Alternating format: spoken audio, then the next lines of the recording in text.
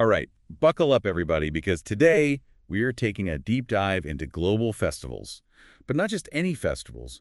We're talking about some seriously unique celebrations that you might not have even heard of. That's right. And the really cool thing is we're looking at all this through the lens of, get this, an academic paper written for Taiwanese students. Yep.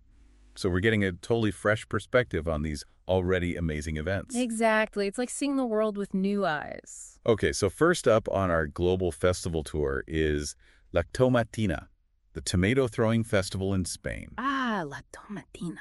Could you even imagine a whole town covered in tomatoes, people just chucking them everywhere? It's wild. We're talking over 100 tons of tomatoes in one giant food fight. It's insane. It all goes down in this small town called Buñol in Spain. Muñoz. Usually it has about 9,000 people, but for this one day, the last Wednesday of August, it explodes to like 20,000 or more. Wow. All to throw tomatoes at each other for an hour. Yep. Just pure tomato mayhem. And get this, nobody really knows how it all started.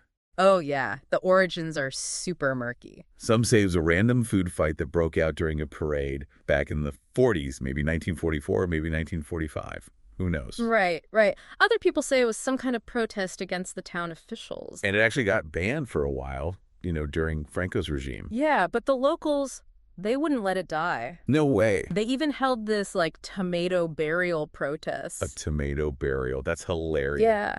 And eventually, they won their festival back. That's amazing. It just shows you how much these traditions mean to people. It really does. It makes you wonder, what is it about these festivals, even the ones that seem crazy or chaotic, what need do they fulfill for the people who celebrate them? That's a really interesting question. Oh, and I almost forgot. Before they even start the tomato throwing, there's this whole other hilarious tradition. Oh, yeah. It's called palo jabon. They basically have this greased pole, super slippery, and they put a ham at the top. A ham. Yeah, a whole ham. And people try to climb up and get it, but it's practically impossible. Oh, I bet. It's like, I don't know, maybe some metaphor for the whole festival. It's all about the fun of trying, the challenge, even if you don't succeed. I like that. And then comes the tomato chaos. Just pure uninhibited release. I think that's something we could all use a little bit of, don't you think? Totally.